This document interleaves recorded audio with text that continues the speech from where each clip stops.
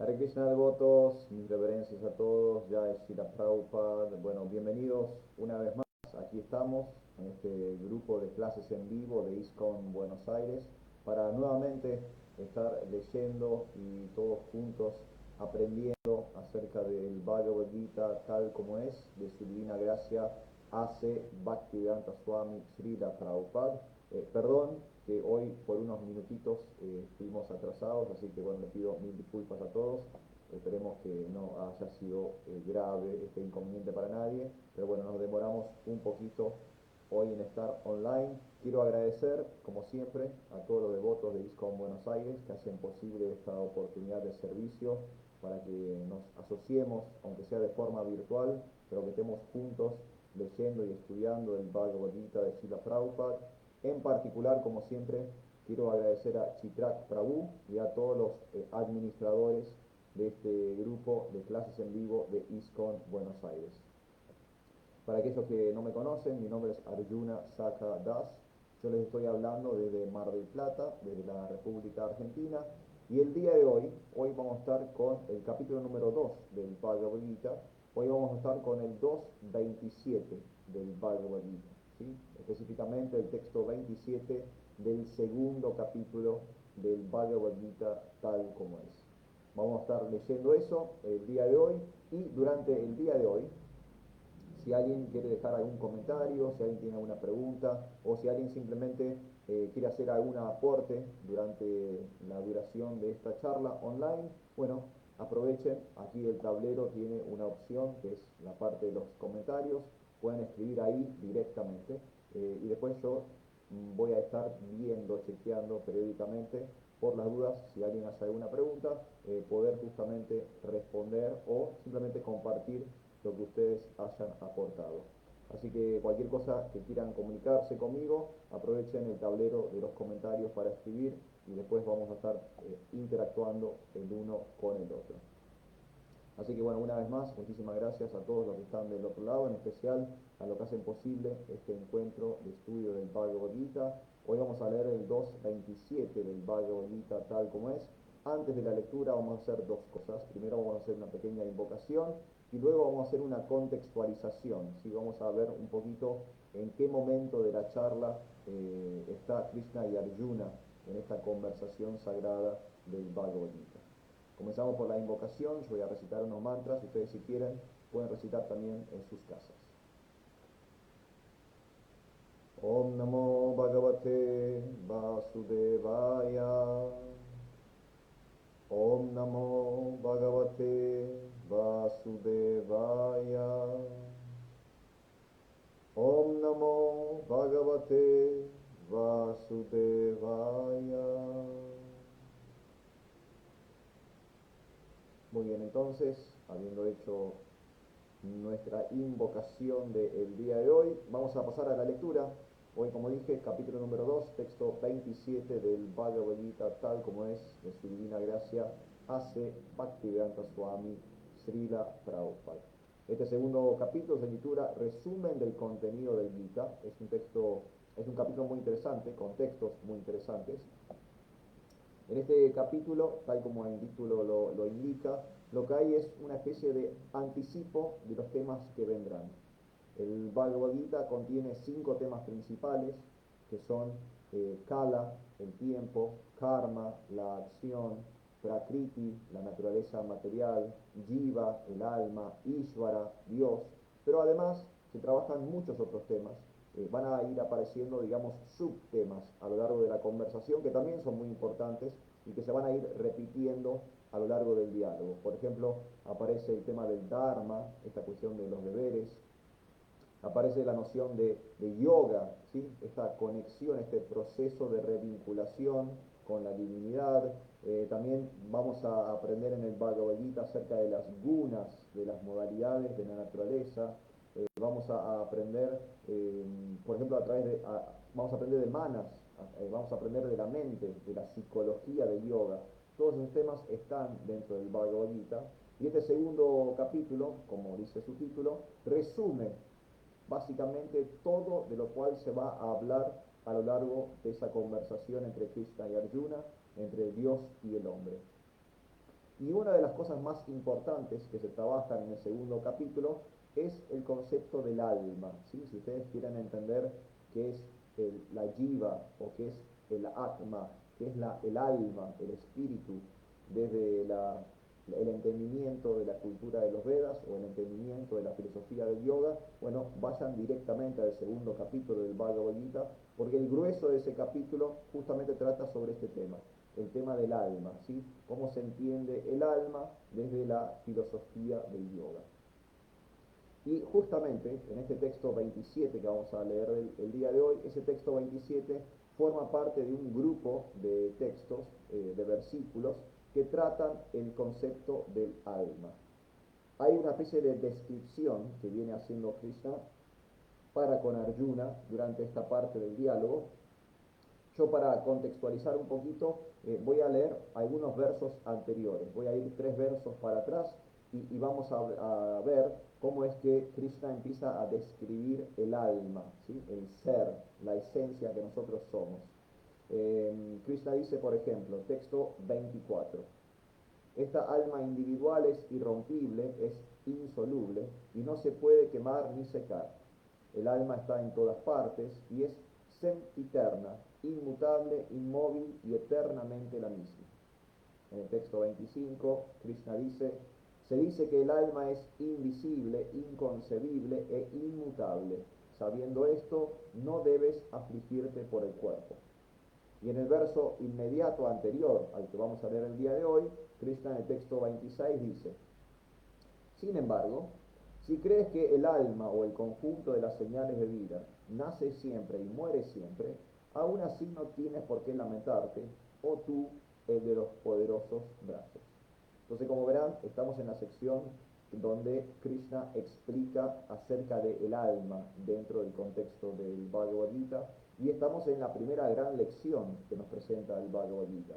Hay muchas enseñanzas, hay mucha información trascendental, hay mucho conocimiento, mucha sabiduría espiritual en el Bhagavad Gita, pero el primer gran aprendizaje, la primera gran lección que recibimos desde este texto sagrado es justamente la idea de que nosotros no somos el cuerpo, nosotros somos esencialmente almas, somos chispas espirituales, somos partes y porciones de Dios, somos de naturaleza divina, trascendental, no tenemos absolutamente nada que ver con este cuerpo físico que podemos percibir, tampoco tenemos nada que ver con la mente y con las emociones que las podemos percibir, aunque no sean burdas, también tenemos noción de que somos mente, de que somos sentimientos, pero tampoco somos eso, explica el Bhagavad Gita.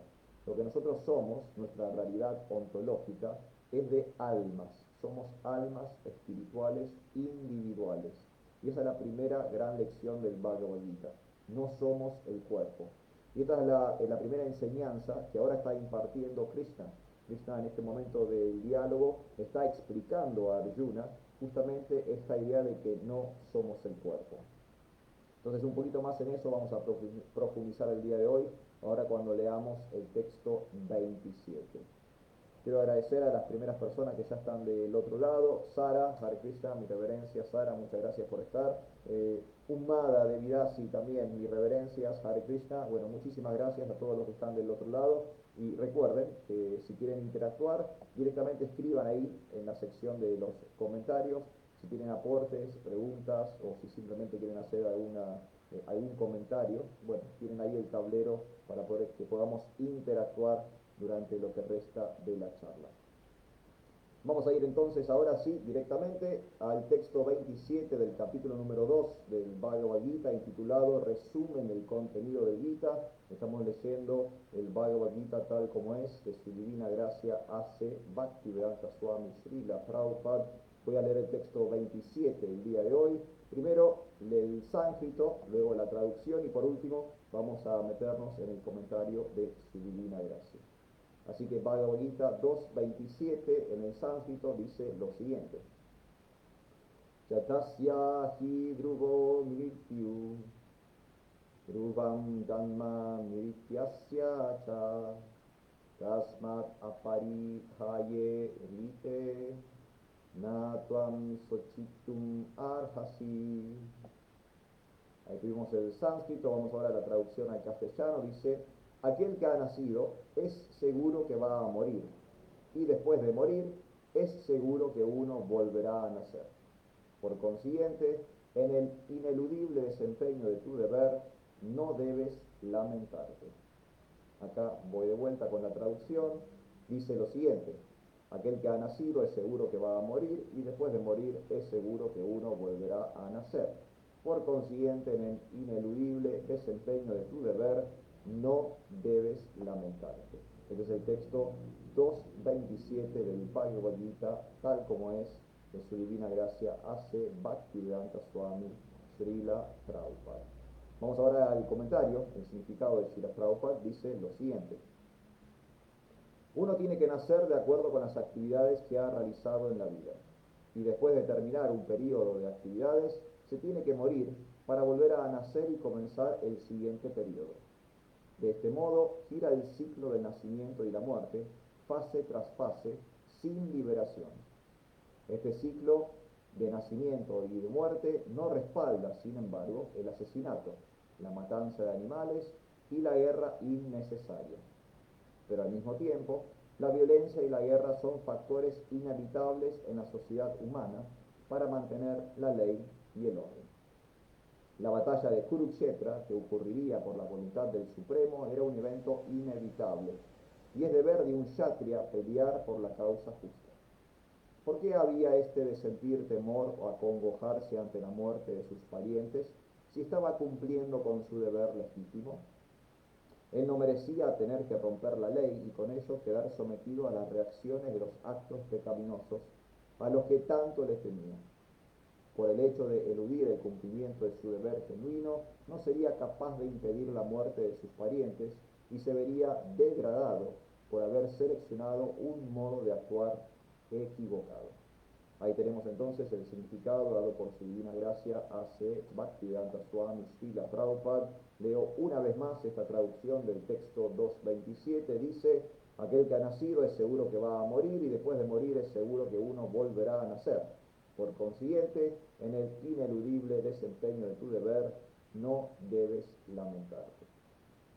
Bueno, vamos entonces a trabajar un poquito juntos, si ustedes me permiten, este texto 2.27 del Bhagavad Gita.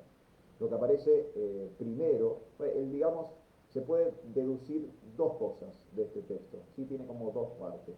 La primera parte, lo primero que aparece, es esta idea de morir, nacer y volver a morir, lo que se conoce como la reencarnación o el concepto de transmigración del alma, ¿sí? Que es uno de los puntos importantes que aparece en el Bhagavad Gita. El Bhagavad Gita es un texto que confirma y afirma esta idea de la reencarnación. Otras religiones, otros procesos, otras filosofías no necesariamente adhieren a esta idea de la transmigración del alma. El Bhagavad Gita sí. Por ejemplo, en la filosofía antigua griega, Platón habla de la reencarnación o de la transmigración del alma, o sea que esta idea de que al morir nuestra chispa espiritual, el alma, se va a alojar en otro cuerpo, no es, digamos, algo exclusivo de Oriente, también estaba en el mundo antiguo mediterráneo, estaba en la filosofía griega antigua, estaba, por ejemplo, en el texto El Fedón de Platón, ¿sí? Si les interesa, ahí también pueden ver un abordaje, digamos, europeo respecto a la idea de reencarnación, y de hecho, no lo voy a trabajar acá porque quizás no es el tema principal o no es el momento, pero también en la Biblia hay varios versículos que tratan el tema de la reencarnación, tanto en el Antiguo Testamento como en el Nuevo Testamento, ¿sí? Así que era una idea, digamos, normal, común del mundo antiguo, y muchas sociedades, muchas culturas, muchos pueblos en distintas partes del mundo adherían y coincidían con esta idea de que el alma es inmortal, nosotros en esencia somos eternos, el cuerpo material, sin embargo, es pasajero, es temporal, entonces al morir el cuerpo, el alma infinitamente eterna, el alma que no va a morir, el alma inmortal, simplemente pasa a otro envase, a otro cuerpo. Entonces esa es la primera parte del verso. Trata específicamente esta idea que después también se va a desarrollar más en el segundo capítulo, la idea de reencarnación o transmigración del alma. Aquel que ha nacido es seguro que va a morir y después de morir es seguro que uno volverá a nacer. La segunda parte trae otro tema a colación y es el tema que hoy también mencionábamos la palabra dharma, ¿sí? Esta cuestión de los deberes o las responsabilidades, los compromisos, eh, estas obligaciones que tiene el ser humano, dharma.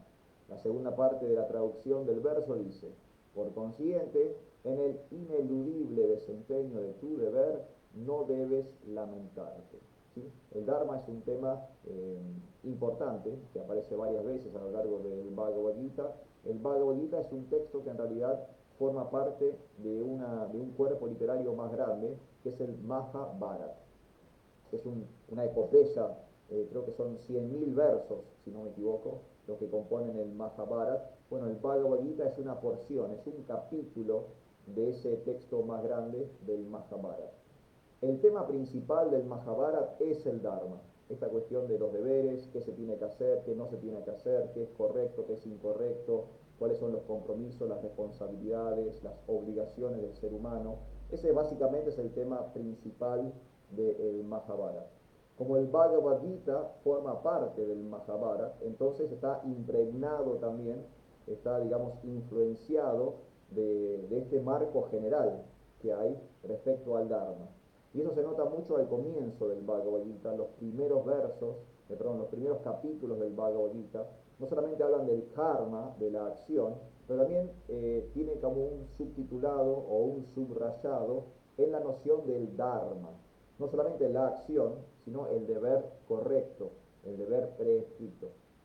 Y acá también lo está mencionando Krishna en el verso, esta idea de que es ineludible, los deberes, los compromisos son ineludibles, no lo podemos evitar, y al cumplirlos no debemos lamentarnos. De hecho, todo lo contrario, después Krishna le va a explicar a Arjuna que hay alegría, hay felicidad, hay orden en el cumplimiento de los deberes, ¿sí? A pesar de que Arjuna ahora al comienzo del Bhagavad Gita, él quiere, digamos, huir de sus responsabilidades, él quiere salirse del campo de batalla, él quiere dejar de pelear, a pesar de ser un guerrero, él no quiere estar en esa posición. Krishna le va a decir que no, que ese es su lugar en el mundo, él es un guerrero, es un soldado, es miembro de la realeza, es parte de la aristocracia, él tiene el deber, tiene la obligación de estar ahí en el campo de batalla y prestar ese servicio para el bien de toda la humanidad, ¿sí? Entonces no tiene que lamentarse por encontrarse en esa situación, a pesar de que en ese momento aún Arjuna estaba afligido por esa situación, y tenía que ir a la guerra y pelear contra su propia familia. Entonces podemos ver ahí que en la traducción el verso tiene por lo menos dos capas, dos niveles. Habla un poco al comienzo de la reencarnación y luego cierra con el tema del Dharma, la cuestión del deber. Prabhupada en su comentario, en su significado, hace exactamente lo mismo. Él da un significado de dos párrafos y en cada uno de los párrafos toca uno de esos temas. En el primer párrafo habla sobre la reencarnación o la transmigración del alma, y en el segundo párrafo habla sobre el Dharma o los deberes del ser humano. Entonces vamos a releer el significado de Srila Prabhupada y vamos a agregarle esta información que recién compartimos juntos. Prabhupada dice en su comentario: uno tiene que nacer de acuerdo con las actividades que ha realizado en la vida. Así comienza el significado de Srila Prabhupada del 2.27, ¿sí? Y esta es la premisa básica de la reencarnación. Yo en esta vida voy acumulando karma, voy realizando acciones. Cada una de esas acciones tiene sus reacciones, o sea que por cada acto hay una consecuencia, por cada causa hay un efecto. Si hago cosas buenas, voy acumulando buenos méritos, ¿sí? Buenos créditos, buenos resultados. Pero si hago cosas malas a lo largo de la vida, entonces también se me van acumulando ese mal karma, por así decirlo, o esos malos resultados que son fruto de mis malas acciones. Ya sea que hice cosas buenas o hice cosas malas, la suma de todas esas acciones es lo que determina mi próximo nacimiento, ¿sí? Entonces, por eso Prabhupada dice que uno nace de acuerdo con las actividades que ha realizado en la vida. Si yo hice buenas acciones en esta vida, entonces soy premiado en el próximo nacimiento. Si yo hago malas acciones en esta vida, entonces soy castigado en el próximo nacimiento. Y si yo aprovecho esta experiencia humana, si yo aprovecho esta vida para realizar prácticas y ejercicios espirituales, entonces me libero, me emancipo, ¿sí? No vuelvo a nacer, sino que directamente hago yoga, hago contacto con Dios y regreso a mi casa original, al reino de Dios, ¿sí? Son las opciones que hay de acuerdo con la ley de karma. Pero en última instancia tenemos que saber que estamos donde estamos como fruto o resultado de acciones en vidas previas. Después de terminar un periodo de actividades, uno tiene que morir para volver a nacer y comenzar el siguiente periodo. Sí, eso es básicamente el concepto de reencarnación. Tengo una experiencia, mi alma abandona el cuerpo con el cual tuvo esa experiencia y ocupa un nuevo cuerpo para tener más experiencias. La transmigración del alma o la reencarnación. De ese modo gira el ciclo de nacimiento y muerte, fase tras fase, sin liberación, ¿sí? Esto se llama samsara. Samsara, que significa rueda o círculo, es el nombre en sánscrito, en el idioma original de la cultura del yoga, es el nombre que se da a esta reencarnación o a este ciclo de morir y nacer y morir y nacer y morir. Eso se llama samsara. Y es un ciclo sin liberación, ¿sí? Solamente vamos a poder romper el samsara, solamente vamos a poder emanciparnos de ese ciclo si realizamos algún tipo de práctica espiritual, si hago algún tipo de yoga con lo trascendente. Pero en la medida que esté conectado con lo bueno o con lo malo, con designaciones de la materia, siempre voy a estar viéndome obligado a volver a aparecer en este plano. Solo cuando empiezo a hacer yoga, cuando empiezo a conectar con un estado superior de conciencia, es que voy a empezar a romper esa cadena, ese ciclo conocido como samsara, ese ciclo de nacimientos y muertes. Este ciclo de nacimiento y muerte no respalda, sin embargo, el asesinato, la matanza de animales y la guerra innecesaria. Eso es muy interesante también, vale la pena aclarar, no porque simplemente voy a morir y volver a nacer, es que ahora se justifica el asesinato, la muerte, que se justifica la matanza de animales, que se justifica el genocidio. Por supuesto que esas son malas acciones, eso es papa, es pecado, ¿sí? Son acciones pecaminosas, acciones demoníacas, independientemente de que el alma sea inmortal, independientemente de que seamos eternos, independientemente de que tenga innumerables oportunidades de reencarnar, renacer y tener nuevas experiencias en el mundo material, eso no justifica, como explica Srila Prabhupada, el asesinato, la matanza de animales y la guerra innecesaria. Pero al mismo tiempo, la violencia y la guerra son factores inevitables en la sociedad humana para mantener la ley y el orden. Y eso también es una realidad, ¿sí? Esta es la dualidad del mundo material. La guerra es mala, pero al mismo tiempo es inevitable en el mundo material. La violencia es mala, pero al mismo tiempo es inevitable en el mundo material. Vivimos en un medio ambiente muy hostil. El mundo material es un lugar de sufrimiento, es un lugar de dolor y es un lugar de violencia. Lamentablemente no vamos a poder erradicar la violencia del mundo material porque es una de las características de este hábitat que tenemos ahora, de este medio ambiente. Lo que sí podemos hacer a través de ejercicio de ahimsa, de no violencia, es minimizar el grado de violencia ejercida y volvernos cada vez más pacíficos, ¿sí? Pero que podamos erradicar la violencia del mundo, eso no es posible. Lamentablemente es una de las, digamos, características, uno de los condicionamientos del mundo material. Entonces siempre va a haber guerra, siempre va a haber problemas. Lo que podemos hacer nosotros como espiritualistas es intentar minimizar, ¿sí? Intentar hacer el menor ejercicio posible de esto que pueda afligir a otra entidad viviente.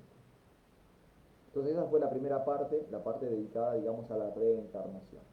La segunda parte del comentario está más dedicado al dharma, al deber, y dice lo siguiente. La batalla de Kurukshetra, que ocurriría por la voluntad del Supremo, era un evento inevitable y es deber de un kshatriya pelear por la causa justa. Como dijimos, es inevitable la violencia en el mundo material, las guerras lamentablemente también son inevitables. Ahora tenemos el planeta, Europa, está con esta cuestión que ya lleva más de un año, la guerra entre Rusia y Ucrania. ¿Quién iba a pensar que iba a suceder esto en el siglo XXI? Y sucedió igual, ¿no? Cuando hay tantas, digamos, vías diplomáticas para resolución de conflictos, cuando creemos que somos muy sofisticados, y que tenemos mucho conocimiento, y hay Naciones Unidas, y hay embajadores, y hay diplomáticos de todos los colores. ¿Quién iba a pensar que iba a estallar una guerra en Europa? Pero ocurrió hace más de un año que está peleando el pueblo ruso contra el pueblo ucraniano. Lamentablemente es inevitable. De la batalla en que se habla aquí en el significado es la batalla en la que tiene que participar Arjuna. Arjuna, para aquellos que no saben, él estaba luchando para establecer a su hermano mayor, Yudhishthir, en el trono. Ellos eran los herederos legítimos, legales, del trono, del reinado, pero habían sido, digamos, desplazados por sus primos, particularmente por Duryodhana y Dhritarashtra, el tío de Arjuna y de su hermano mayor, Yudhishthir. Entonces, en esta instancia, luego del fracaso de las negociaciones diplomáticas, se llega a la instancia de la guerra. Y esa guerra iba a sucederse en un campo de batalla llamado como Kurukshetra.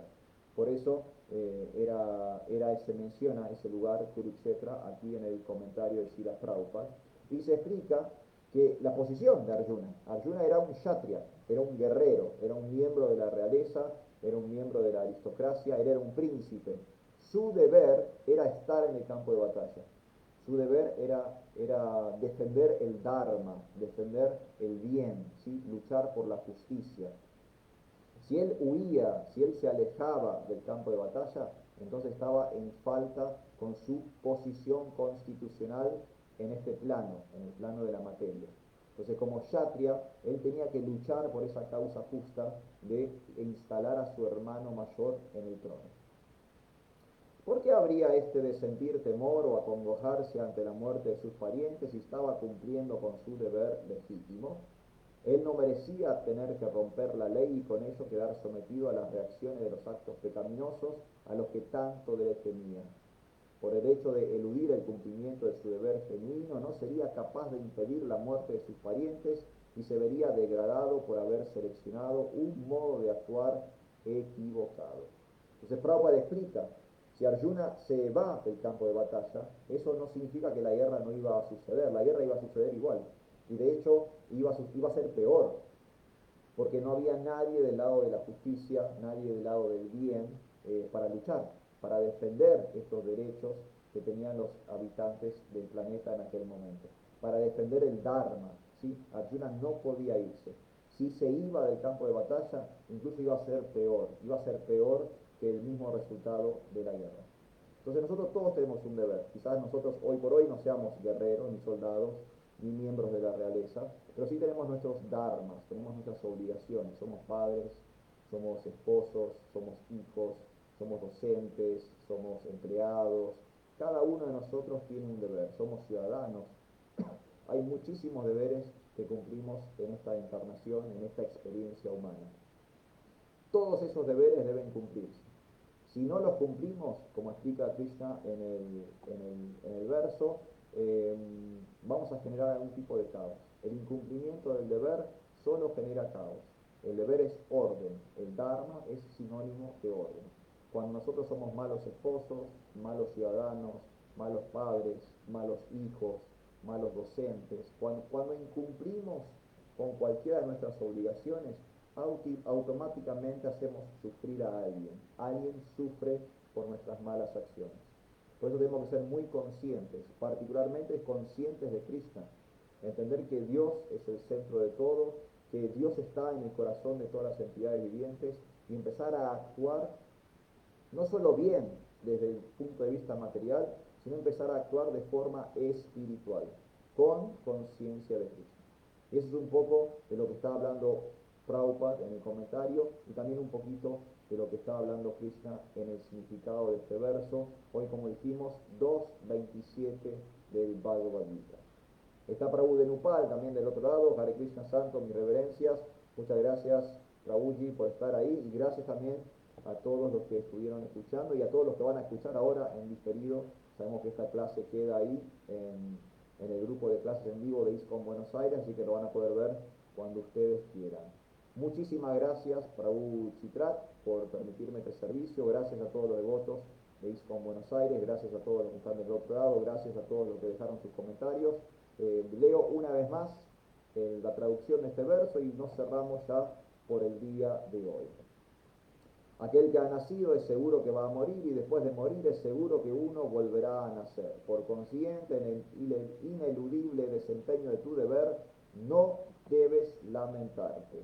Bhagavad Gita 2.27, Bhagavad Gita tal como es, de su divina gracias, hace Bhaktivedanta Swami Srila Prabhupada. Acá tengo un último comentario, un Mada de Vidasi, quiere hacer una pregunta. Adelante, Santa, espero que usted haga su pregunta, si quiere escribirlo ahora, lo más rápido posible, así yo hago un poquito de tiempo, mientras usted hace su pregunta. Voy a estar esperando entonces. Hoy estuvimos con el Bhagavad Gita 2.27, aquel que ha nacido es seguro que va a morir y después de morir es seguro que uno volverá a nacer. Por consiguiente, en el ineludible desempeño de tu deber, no debes lamentarte. Estamos en la sección número 2 del Bhagavad Gita, el segundo capítulo, y en la parte donde justamente se habla fuertemente respecto al tema del alma. La devota pregunta, nosotros no somos fatalistas, pero sujetos al karma suceden cosas que no se pueden cambiar. Sí, hay cosas que no se pueden cambiar y hay cosas que sí se pueden cambiar. Al menos que nos entreguemos a Krishna o sigamos un proceso espiritual. Es eso, justamente, es exactamente eso. El karma es acción, pero también es reacción. Cuando hablamos de karma, hablamos de la conjunción del acto y la consecuencia del causa y el efecto, de la acción y de la reacción. Hay cosas que no podemos cambiar del karma. Por ejemplo, el cuerpo que tenemos. El cuerpo mismo, el cuerpo físico que tenemos, es resultado de nuestras acciones en vidas previas. Eso no lo podemos cambiar. Lo tenemos y lo tenemos con lo que tenemos, con todo lo bueno de que lo tenemos y con todo lo malo que lo tenemos. Eso es inevitable, ya lo tenemos, lo estamos cargando con ese karma. Pero sí podemos modificar el karma. Algo interesante que a veces no se entiende bien en Occidente, muchas veces el concepto de karma se negativiza en Occidente, ¿no? Y hablamos de karma como si fuera mala suerte o infortunio, algún tipo de desaventura. Todo lo malo es como karma en Occidente. Pero esa no es la idea o no es la presentación filosófica que se da de karma en Oriente. Karma es acción y las acciones son dinámicas. Si yo vengo ejecutando malas acciones, naturalmente voy a sufrir por los malos resultados de esas malas acciones. Pero si yo hago uso de mi discernimiento, hago uso de mi inteligencia y en algún momento aprendo que lo malo es malo y en vez de actuar mal, empiezo a actuar bien, ese nuevo karma, o sea, esas nuevas acciones buenas, ya no van a dar mal resultado, van a dar buenos resultados. Entonces el karma es dinámico, no estoy condenado a nada en el mundo material. Es la fuerza de mis propias decisiones, es la fuerza de mis acciones con conciencia de Krishna, de mis acciones inteligentes, con discernimiento, lo que van a cambiar el rumbo de mi vida. Yo tomo las riendas de mi vida cuando empiezo a actuar con conocimiento. Actuando con conocimiento puedo modificar mi karma. El karma es dinámico. Y ni hablar, como usted también ahí menciona, si nos entregamos a Dios o seguimos un proceso espiritual, esas acciones empiezan a ser espiritualizadas, empiezan a ser divinas. Y entonces yo me elevo de esta plataforma, me emancipo, me libero y reconecto directamente de vuelta con el reino de Dios. O sea que hay un karma que es material, inevitable, que es el resultado de vidas previas y ahora lo estoy padeciendo, por así decirlo. Pero también hay un akarma, hay una acción espiritual que no tiene ningún tipo de atadura con el mundo material y que me permite un yoga, una conexión con el plano de la trascendencia con la conciencia divina.